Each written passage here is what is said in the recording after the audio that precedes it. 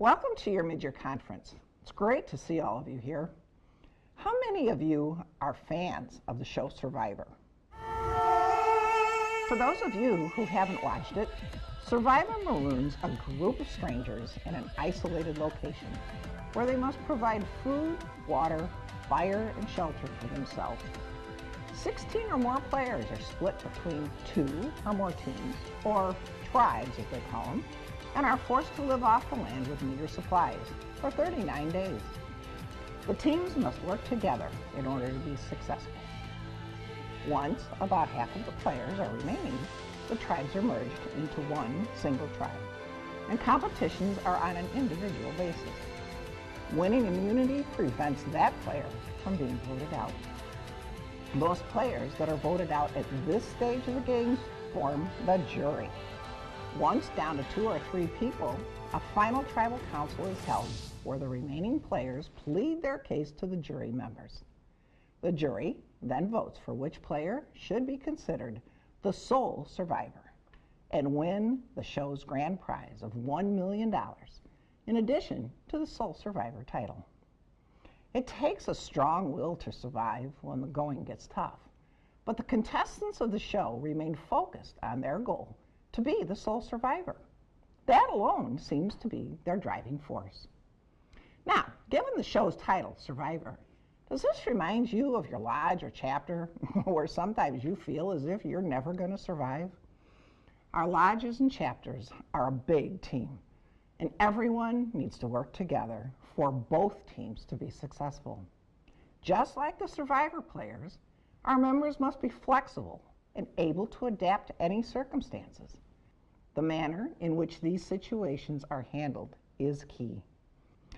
Many of our members are curious about our mission and curious about the operations of our chapters and lodges. Give them honest answers to their questions without excuses or blaming someone else. It's always better. Holding monthly orientation programs helps to educate our new members about our organization and the good we do for others. An informed member is a better member, knowing there is more to the moose than just the social quarters. There are many strategies for winning the game Survivor. Some include the jury, your peers, those who will ultimately decide who the sole survivor is. The jury plays the biggest role in the game, and some of their rules include some great life lessons. The only objective in Survivor is to have a jury that wants you to win. There are really no other objectives. This means that your social game has to be top-notch, and many times you have to remain independent and not take sides. Oh, and you cannot win Survivor without the help of other people. There are always others who have helped them get to where they are today. Survivor, as in real life, is a social game. No player ever won with a jury that hated his or her guts. And there is no such thing as an unfair jury. A jury, by definition, can only be reactive. If you've been fair, reasonable, and pulled your own weight, many will see you as a leader and vote for you.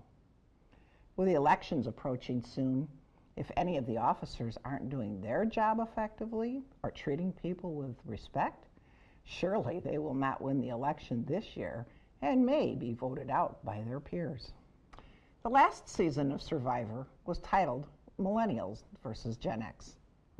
How appropriate given the average age of our Moose members and some of the issues we face with attracting younger members.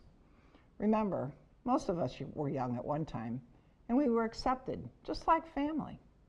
If our fraternity tends to survive, we must be open to younger members and new ideas. Perhaps what you're currently doing isn't working. Just as the players of Survivor have a driving force, what's yours? If all of our members were to remain focused on the core values of our fraternity, the care of our children and senior members, our driving force, I'm sure we would easily survive. Without the help and dedication of each of you, those dependent on us would have a life less fortunate. Our children would have fewer opportunities to learn and become the successful citizens of tomorrow.